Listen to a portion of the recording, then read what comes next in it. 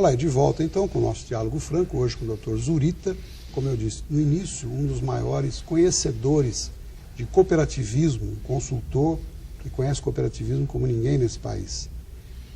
Eu queria retomar comentando com você, Zurita, o seguinte: nós aqui no Brasil, historicamente, já tivemos o SSR, o Supra, INDA, IBRA, INCRA, enfim, as pessoas que não são do meio rural e ouvem essas siglas, elas podem imaginar, por que será tantas siglas assim? Eu acho que isso significa a falta de prioridade dos governos à agricultura, a falta de política agrícola. Esses órgãos todos, eles nasciam e morriam para fazer as mesmas coisas. A burocracia imperando em tudo. No seu entendimento, você que passou por esses órgãos até como dirigente, né, já que você participou de vários deles, você usou aí sempre até uma camisa de força, entre aspas, porque conhecendo como a gente conhece a sua desenvoltura, você queria ver a coisa muito mais liberta, muito mais livre. Não tem dúvida. Qual a leitura que você faz sobre isso? Quando é que nós vamos dar prioridade à agricultura nesse país? Olha, Carlos, realmente é um sonho que eu tenho, porque como você mesmo mencionou, eu comecei a trabalhar num tal de Serviço Social Rural, que é esse SSR. E o que o Serviço Social Rural na época preconizava? Justamente a organização das populações rurais.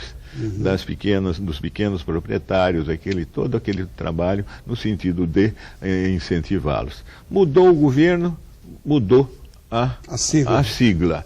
Nós passamos à superintendência da política da reforma agrária, que era a tal da Supra. Famigerada Supra, né?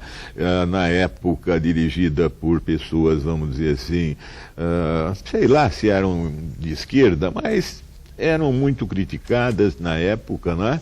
E com isso também criou um problema. Isso foi na época do governo de João Goulart. Depois Depois o Instituto Nacional de Desenvolvimento Agrário, que de uma certa forma seguiu aquilo que o Serviço Social Rural fazia. O que é? A promoção principalmente do associativismo. Foi onde eu fui dirigente de um grupo de cooperativismo dentro do INCRA na época. E inclusive eu só quero lembrar o nosso como é que chama, telespectador, que você também, né, Carlos, participou um certo período nisso, na época, nomeado pelo ministro da Agricultura, quando o cooperativismo deixou do INDA e passou para o Ministério, através do Departamento Nacional de Cooperativismo, e você foi, na época, o dirigente do DENACOP aqui em São Paulo. Eu fui dirigente da Senacop, Secretaria Nacional do Cooperativismo. Era São Paulo e Mato Grosso. Né? Então, e aí, ainda, daqui a pouco surge o tal do IBRA, famigerado IBRA, que todo mundo falava, que veio o quê? Para fazer o cadastramento de todas as propriedades rurais do Brasil. Porque esse cadastro normalmente era feito a nível municipal, prefeituras, e o governo então pretendia, vamos dizer assim, ter uma figura, uma imagem mais efetiva dos proprietários e propriedades rurais existentes no país. Foi quando foi criado, inclusive, também passou a arrecadar o Imposto Territorial Rural, o famoso ITR. Zurita, permita interrompê-lo no seguinte: todos esses órgãos, como a gente já disse, de certa forma representa que os governos nunca tiveram na agricultura sua prioridade. Tanto é que muda-se ao sabor do vento, mudou o governo, muda a sigla.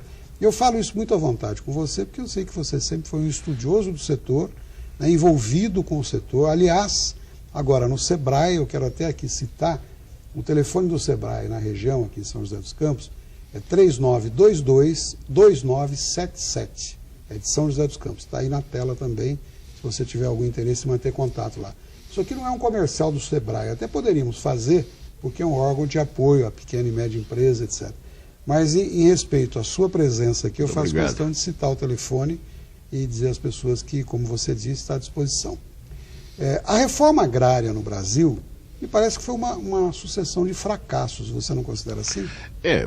Na realidade, eu tive o o início da reforma agrária aqui no estado de São Paulo, eu participei, que foi na década de 90, final de 90, que eu aposentei do INCRA em 91. Quer dizer, houve uma primeira investida na reforma agrária, principalmente na região de Andradina, uma propriedade muito grande que havia, onde foi feito um trabalho de assentamento de produtores. Já havia anteriormente um movimento que era liderado pela igreja, no sentido do que? De dar condições de adquirir de pequenos produtores sem terras terem a sua terra para produzir e, consequente, sobreviver. O início foi Fazenda Primavera, lá em Andradina, onde houve uma distribuição de terras lá, de lotes, que foi feito de acordo com aqueles disponíveis. E aí o processo continuou. É um processo bastante, vamos dizer assim, tumultuado, em função de ações políticas, principalmente, que a gente muita ação, tem muito mais mas ação. Eu não diria política, é mais ação politiqueira.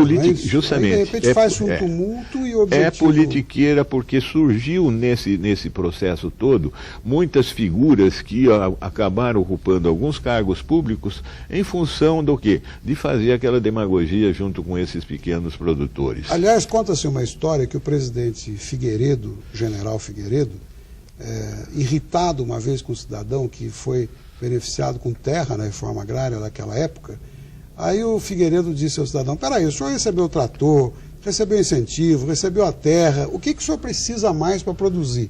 O cidadão teria virado para o presidente e dito: presidente, agora eu preciso de um japonês para plantar para mim. Então, na verdade, quem se envolve nesses movimentos raramente é afeito à terra, né, Não tem dúvida. A gente tem alguns processos que foram de regularização fundiária, onde havia o que? Já o cidadão estava na posse da terra, não tinha a documentação legal, a titulação, mas era um produtor. Então esse conseguiu progredir. A maioria hoje, a gente vê, inclusive, muito pelos noticiários aí que a gente vê diariamente, quase hoje, a imprensa, né? Quer dizer, mais, como a gente comentou, mais politiqueiro do que realmente de um processo técnico de assentamento em que visa o desenvolvimento e o progresso desse pequeno agricultor. Ele pode até ter condições de produzir, mas o quê? Ele vive em volta de uma, vamos dizer assim, de um festival de propostas que nunca se realizam, né? Quer dizer, e o governo também muitas vezes fica apoiando determinadas causas aí de uma forma totalmente correta. Eu vou pedir mais um minutinho de licença a todos, a gente vai para um breve intervalo e já volta para o terceiro bloco. Continue conosco.